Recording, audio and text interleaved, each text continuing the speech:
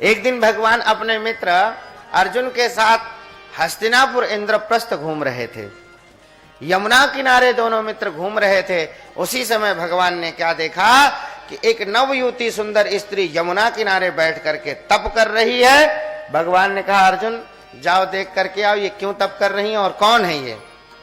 अर्जुन गए और उन्होंने पूछा, देवी आप कौन हो, क्यों तप कर रहे हो और आपका नाम क्या है। उन्होंने कहा, अहम देवस्य सवितुर दुहिता पतिमिच्छति विष्णुं वरेण्यं वरदं तपः परममास्थितः।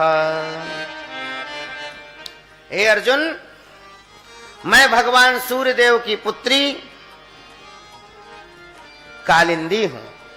मैं सूर्य भगवान की पुत्री यमुना हूं और मैं यहां पर भगवान विष्णु को पति रूप में प्राप्त करने के लिए तप कर रही हूं। अर्जुन ने कहा, देवी आपका तप पूर्ण हुआ।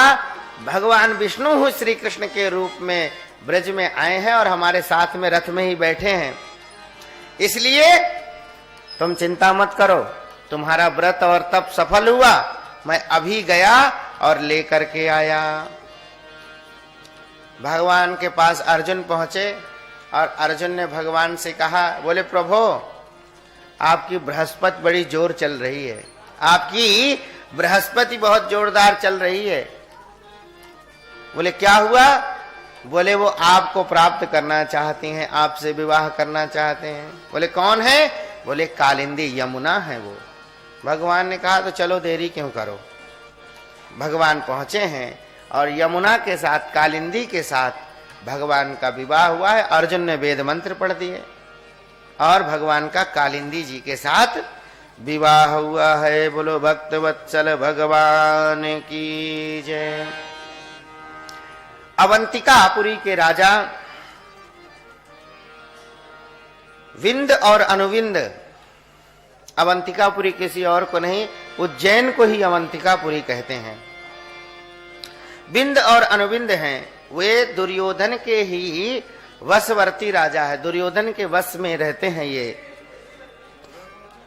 और उनकी एक बहन है जिसका नाम है मित्रविंदा। मित्रविंदा तो भगवान को अपना पति बना चुकी हैं, अपना पति भगवान को ही मानती हैं। लेकिन विंद और अनुविंद अपनी बहन को रोक देते हैं कि तुम श्री कृष्ण से विवाह नहीं करो, रोक दिया। जब इन्होंने रोक दिया तब मित्रविंदा ने कहा, भगवान से प्रार्थना करी और अवंतिकापुरी के राज्य में प्रवेश करके भगवान मित्रविंदा को उठा करके ले गए हैं।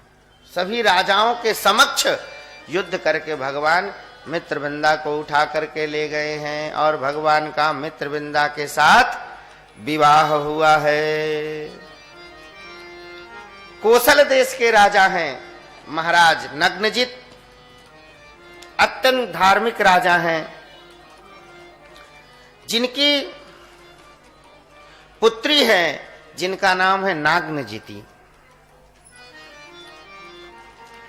इन महाराज के यहां 7 बैल ऐसे हैं, ऐसे 7 बैल हैं जिनके सींग महाराज तलवार से भी पहने हैं और इतने बलवान हैं कि बड़े बड़े राजाओं को भी महाराज यह बैल हरा देते हैं। महाराज नग्नजित ने स्वयंवर किया और स्वयंवर में उन्होंने यह कहा कि जो कोई भी इन 7 बैलों को एक साथ,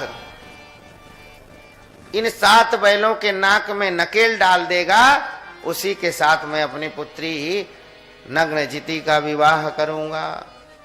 बड़े बड़े राजा परास्त हो गए महाराज, बड़े बड़े राजा महाराजा परास्त हो गए। भगवान को पता चला।